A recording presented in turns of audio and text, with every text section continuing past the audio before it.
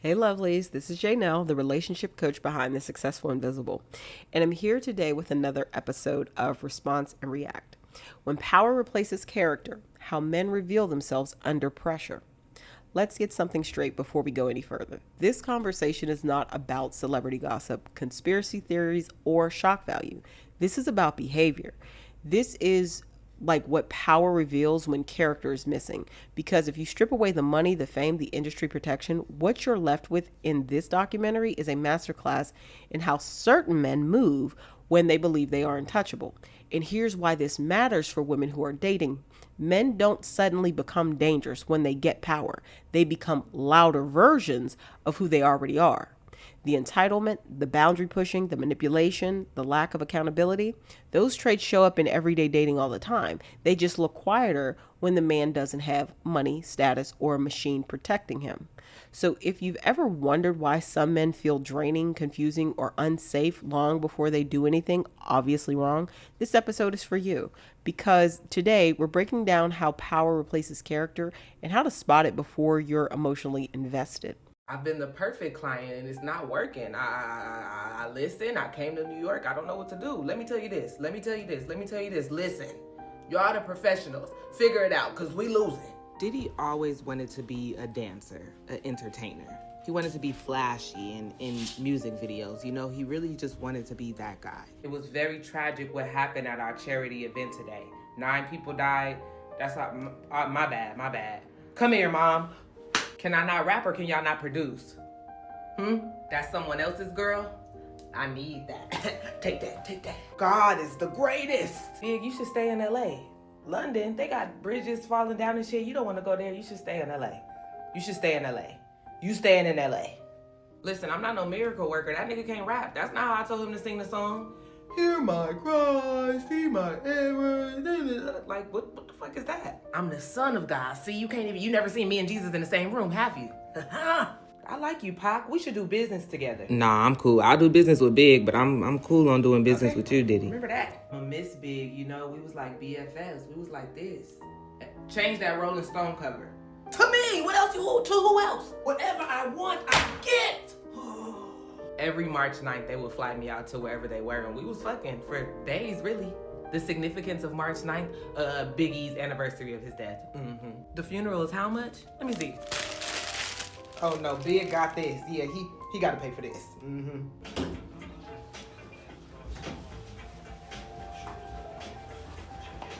Cause I'm love, fly like a dove, messages from up above. Oh, God, I just can't get it right.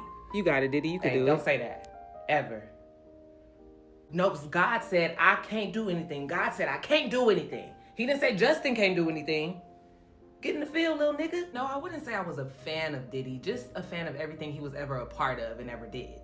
Ooh, like episode 8 of Making the Band when he turned his head slightly to... I worked for Diddy. I did everything for him. Yeah, I knew he was beating Cassie ass, but I didn't think it was a problem until it happened to me and I got kidnapped. I said, Cassie, now why would you put me in it? That's your burden to bear. Now I'm in danger, you know? I mean, I could play these messages for y'all. Why you acting like that? Like I'm not gonna pay you your money. You're really talented. I would just hate for it to end like this. I'm gonna pay you, nigga, damn. Paid it. Justin, shoot this nigga. Everybody must die. God, I am God. I am God. I am God.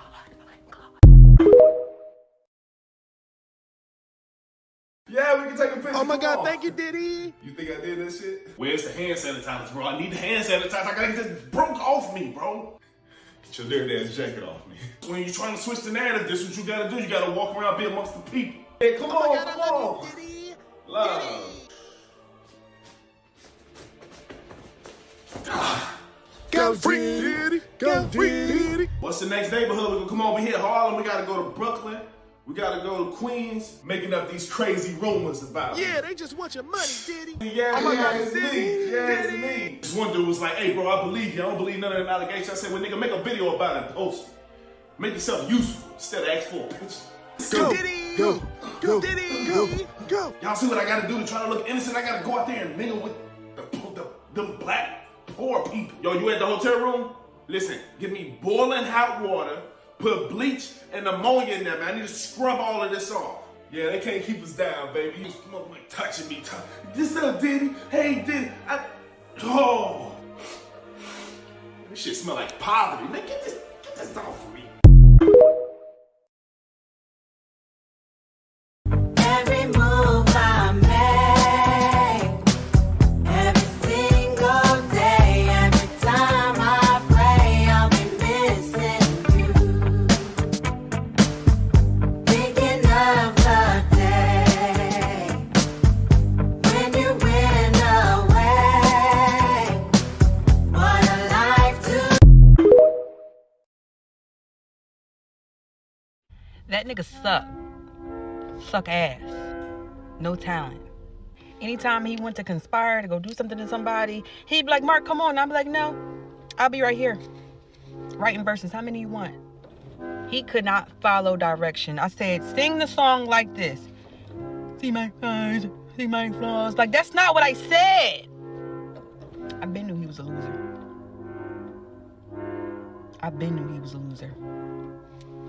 Like, he just irritated me.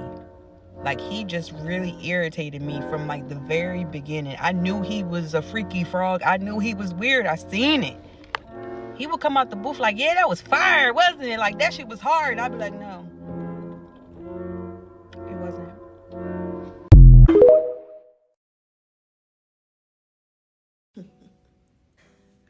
I guess I'm not so crazy after all, huh? Yeah, the Diddy doc is out. Y'all watched it. Now it's, oh, Jaguar. Oh, we should have believed you. I've been told y'all this stuff. Y'all want to watch a little Netflix documentary by 50, and now y'all believe me. Diddy did them freak-offs on Biggie's death anniversary because he's trying to open up a portal. He needs to collect souls for a portal to hell because that's where he going. Come on. Sean Combs, catacombs. And then he got the Mexican son helping him with his evil deeds. 50 Cent just wants the crown to be the top rap mogul. He don't care for real. He about his bad. He coming for Jay next. Vivica told y'all he was collecting souls and sacrificing them to Hades. We all knew that. 4 years not enough. 4 years not enough. He need to be in there forever. Put him under the jail. Epstein Island? No, Gullah Gullah Island. Why you think that frog was so big? Diddy had them girls in South Carolina. The Gullah Geechee, yes. I was there. I was there with the girls. Okay, if you was there, why you ain't help them? Why you ain't help the girls? No, I was helping. I was handing out baby wipes. I did my part. I tried. So Janice Combs finally commented on the documentary and said that the allegations about what he did to her are false and offensive. And I don't like to disrespect my elders, so I'm saying this respectfully. But we can't trust you. We can't trust your memory because he was going upside your head too. Like, we not going to listen to you. And also, you raised this monster. You was having freak-offs at the crib. You are where he learned to have the freak-offs. You think you're a reliable source? You think we finna listen to you? Listen, Cardi B was onto something when she said, I'll tell that mom she raised a bum. Cause what? What? You're responsible for this man. And honestly, she got the same look in her eyes that Diddy got. I'm not gonna lie. When I look into her eyes, I feel the same way that I feel about Diddy. It's almost like she's a monster as well. We're not having it. We just can't believe you. Respectfully, or maybe disrespectfully because you the elders, but please stop playing in our face. Lil Rod told me what happened at Diddy's in a lot more detail than he goes into in the doc. He told me in order to make it in this industry, you have to first be co-signed by someone like Puff. He said there's a small number of gatekeepers in this thing. There's 50, he said, there's Dr. Dre, there's Jay-Z, there's Puff, there's a couple other people. He said as an up-and-coming producer or rapper, you got to get co-signed by one of them to get the other artists to want to work with you. So he felt like he had to be in Puff's circle to make it in the industry, and that meant going along with whatever Puff wanted. And quite often what he wanted was to drink. They were drinking in the studio all the time. Drinks, shots, couldn't really say no. You had to go along with the partying. But sometimes those drinks, those shots were laced. Aubrey O'Day talks about possibly being graped without knowing it. And that's what Lil Rod is talking about. He took a drink and then hours later, he finds himself in the bed with Puff and his butt hurts. And he's like, I don't know what happened because I was out of it, but I know what happened because I'm not stupid. But again, he felt trapped. The people around Puff are always saying they felt trapped. He's trying to get into the music business. He's working with Puff, and he's done all these songs on the Love album, hasn't been paid, hasn't gotten any credit. So he's like, I gotta stick it out just to get that thing, just to get in the door. Once I get my foot in the door, I can say no to things, but I'm trying to get in. Puff was great at taking advantage of people who wanted to be in the circus so bad they would do whatever. And you can sit at home and say, I would never have done that. And you wouldn't have. And 99% of people wouldn't. But there are people who would do anything to be in the circus. And when somebody like Puff is looking for that person and then they find them, they put the screws on them and they make them do whatever he wants. This is about powerful predators in the music industry finding people who are willing to do whatever it takes to stay in the circus and then exploiting them. That P. Diddy documentary is the perfect example of what male-centered men look like. If you want to see what male-centered men look like, male-centered men behavior, watch the P. Diddy documentary. Because I'm saying to myself, there's no way this man should have been able to get away with all of this. There's no way this man should have been able to get away with all of this. This man robbing all of his artists, setting women up, setting men up, probably got Pac and Big out of here. Had we had men around him that was not male-centered, those two probably could still be alive. And it wouldn't be as many victims that was violated, that's able to tell their story today. All these men around him, I can't think of a better example of what male-centered men look like. These promoters, bodyguards, security guards, label executives, the whole nine, just looking around, making sure the exit doors was locked so he can violate. This is the perfect example of what male-centered men look like. Since y'all like to throw that simp word around, panda bear around, he had a bunch of simps and panda bears around him, simping. A lot of blood is on these dudes' hands that was around him. That's why I feel some type of way when all these men come out. Yeah, man, you know, back in 97, when I was at the studio and he had beat up, I'm saying to myself, so you were there? You were there? I do feel bad for the victims that tried to go to the police, but all these men coming out of the woodworks that got something to say, male-centered men, you are the perfect cowardly example. Blood is on your hands.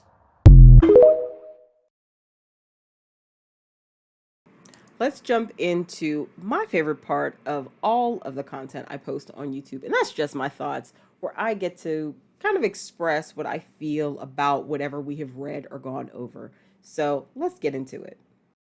All right, so I wanted to pull together kind of a finishing video after going through the Sean Combs The Reckoning documentary last week, each of the parts.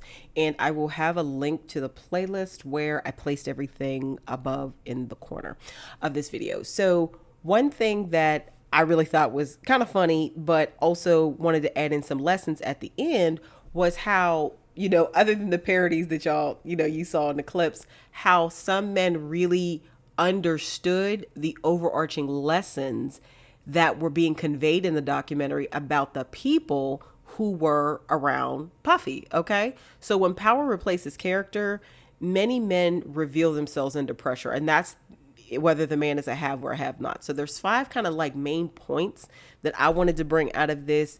and then give you from a relationship coach perspective, how you can navigate these things if you see them or when you see them. Point number 1, grandiosity is not confidence. In the document, we saw that Puffy repeatedly self-mythologized himself with divine language. He's the chosen one, framing destiny talk, all that bullshit, inflating his importance while minimizing harm to others. Like, he really didn't give a fuck about how he hurt people and how he moved. He was always in a place where he was needing to be the center of every narrative and everything going on, even in moments of tragedy, as we saw with Big. Like, he took that whole situation and reframed it and centered it around himself. His inability to tolerate correction, critique, or disagreement proved to be very explosive and dangerous for a lot of people. He harmed a lot of people. So using spirituality, success, or vision to justify domination was also another tactic that he used quite a lot. What this reveals is someone with a fragile ego often masks it by excess confidence into arrogance and being insufferable, probably in his case. And their whole identity is built on admiration, not self-worth. So if people weren't admiring him and talking about him, he didn't know how to function. So a relationship coaching tip here is, in dating, notice how a man talks about himself under pressure. A grounded man doesn't need to be legendary in every story. If his confidence collapses without praise, you're dealing with ego, not security. And that is a very dangerous place to be, because if his ego gets slighted, someone or something has to pay. Point number 2, boundary violations start small, then escalate. That's why you should never ignore when slights are small. You should never ignore microaggressions. Boundary violations start small, right? In the documentary, we saw many times, he was ignoring professional boundaries of his employees, of his artists, of his assistants. How many people talked about being sexually assaulted in some way, shape, or form in the documentary? Once again, I'm just referring to what's in the documentary. Sexual, emotional, and psychological lines were crossed very casually. There were things that happened at parties. There was Little Rod saying he woke up on more than one occasion. He couldn't remember anything. His head was fuzzy. He had been drugged, and his, some parts of his anatomy were hurting. Like that is scary that somebody would do that to another person. And then he repeatedly did it. Like Puffy repeatedly did that. So, treating no as a negotiation instead of a boundary is very concerning. And there are a lot of people that do that. There's a lot of men who do that. There's women who do it, but you see it very commonly in dating, like men who can't accept rejection. That's an example of that. He was a man who used access, power, and intimidation to override consent in many cases. And even when we heard during the trial, outside of the documentary, the stuff that we heard coming out in the trial, if you watched any of the channels that covered it, was astonishing, amazing, and very heartbreaking. And there was always escalation when boundaries are enforced. When Cassie tried to leave, when Cassie tried to set a boundary when they weren't together, according to what was in the court filings, he, came over to her house and essayed her. Like, what are we doing here? What this reveals is entitlement to others' body, time, labor, and silence is their God-given right. Sadly and scarily, a lot of men think like this. And there's a whole lack of internal restraint going on here, because there's no way that you feel that you have to do all of these things with all of these people. A relationship coaching tip here is early dating boundaries are diagnostic, not dramatic. If he pushes small boundaries, you like your time, communication, or pace, believe that larger ones will not be respected later. You have to make a boundary, state a boundary, and stand on it. Say what you mean and mean what you say. And if those boundaries aren't respected, there are consequences. And the only consequence that really needs to happen is that he is no longer allowed to be in your presence because you have removed yourself, okay, in a very safe and intentional way. Point number 3 was exploitation disguised as opportunity. We saw this repeatedly, especially with artists. The biggest, I'll put you on promise without protection or follow through or even money, where I think it was part number one or two, where Craig Mack had a Grammy nomination for Flavor in Year, and him and his ex-wife was talking, they didn't even have no money. You know what I mean? She said she had to ask her dad several times for money to pay bills. Like, what, that I'll put you on promise without protection or follow through? That's a perfect example of that. He did a lot of withholding pay, credit, or acknowledgement. There was, framing exploitation as loyalty tests. There was targeting ambition, youth, or vulnerability, punishing those who ask for fairness or clarity. We saw that demonstrated so much in the clips from the reality shows. Ario Day spoke a good bit about it, and we saw it when he did Making the Band. If you remember some of Dave Chappelle's parody, or even the Making the Band show itself, you saw how, Diddy was always testing and doing this and doing that to the, the people in the group. And it was insane. What this reveals is he had has a very transactional view of people. A lot of men have a very transactional view of women. However, they don't like when women treat them like a transaction. He was about power hoarding instead of partnership. He didn't really want an artist to get on and be successful and really have clout or prestige in the industry. Once again, that went to, if the rumors are to be believed, is, Biggie wanted to leave Bad Boy, and Diddy just could not handle the possibilities of losing such a successful artist, and an artist who was going to go nowhere but up. So in relationships, you really need to look at how people pay attention, or how they treat you if you can't do for them. In dating, pay attention to what he asks you to sacrifice early. Honestly, nobody should be asking anyone to sacrifice anything early. That goes both ways. A man who benefits from your patience, silence, or unpaid emotional labor is not investing, he's extracting. And a lot of men, this is the reality. When people say, the male loneliness epidemic is a labor dispute, it kind of is, but not in the way people think. It's not about the division of labor. It's about these men want free labor, and they want free emotional labor. Some want, free, housing. They want something from you without investing or giving anything back to you. But these are the same men who won't go to sex workers to just pay for sex. Instead, they'll get on dating sites and then call women gold diggers who want them to actually date them and court them. Very, very sad, very, very skewed. But you see these behaviors exhibited in everyday dating patterns. Point number 4, control through fear and dependency. In the documentary, we saw a lot where, Diddy was creating environments where people feel trapped. It could have been the way his parties were set up, the way his contracts were set up with people, etc.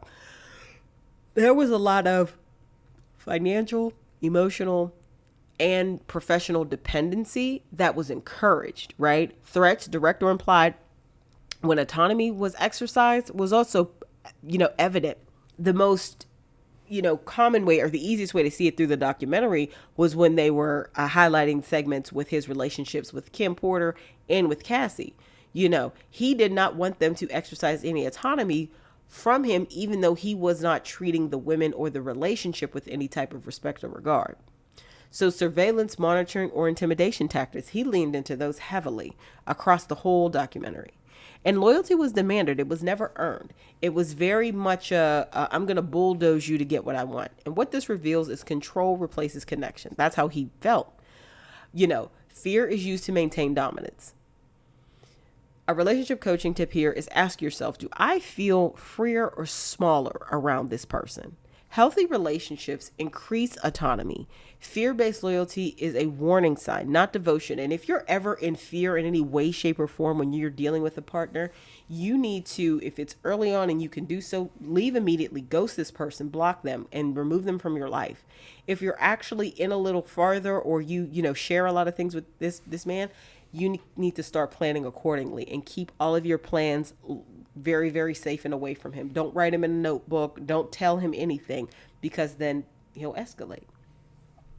Then point number 5, accountability is always outsourced. In this documentary, blaming trauma, fame, the industry, God, conspiracies, he was always blaming everybody else. And I see this often in my comment section with men blaming women for men's terrible behavior, and it makes no sense. He minimized a lot of harm. That's just how things are. A lot of people said that about, the freak offs, or people being harmed, and artists being ripped off. That's just the way things are. That's not okay. Using charisma and public image to deflect responsibility was one of Puffy's big go-tos, according to the documentary. And if you've been around and been a fan of a lot of bad boy stuff for years, you observed a lot of this behavior within the culture too. Apologies without behavior change are just pretty words. So do not pay attention to anybody who apologizes, but they're not really trying to change the way they move. Okay, because they're just lying to you. Victim narratives that center himself were also very much the norm. He was harming people, but he always wanted to be the victim. And because he was the one with the most power in the room, that's what happened. What this reveals is there was a lot of emotional immaturity here, and there was a lot of inability to repair harm. And to me, also, there was a very strong connection of not healing from his own childhood, trauma and harm, and being treated the way that the guy that was the former intern with him in part one, he was describing how Janet's treated Puffy, and it was nothing nice. It was nothing pretty. So if he never healed from that, that's also a big reason why he acted the way he acted. A relationship coaching tip here is watch how a man responds when he's wrong. A man who explains instead of repairs will eventually explain away your pain too. If he always has an excuse, if he always was a what had happened, if it's always, these other things, he is the problem. Move accordingly and get away from that man. If this conversation stirred something in you, that's not coincidence. That's discernment waking up. Awareness is the first step, but integration is where real change happens. Knowing the signs is powerful. Knowing how to respond to them in real time is transformational. Inside my exclusive group coaching community on Coffee, we go deeper. We break down real-world dating scenarios, unpack patterns in a safe, intelligent space, and build the skills that help women choose from clarity, not conditioning, okay? This is where strategy meets self-trust. If you're ready to date with intention, sharpen your discernment, and stop giving access to men who haven't earned it, I invite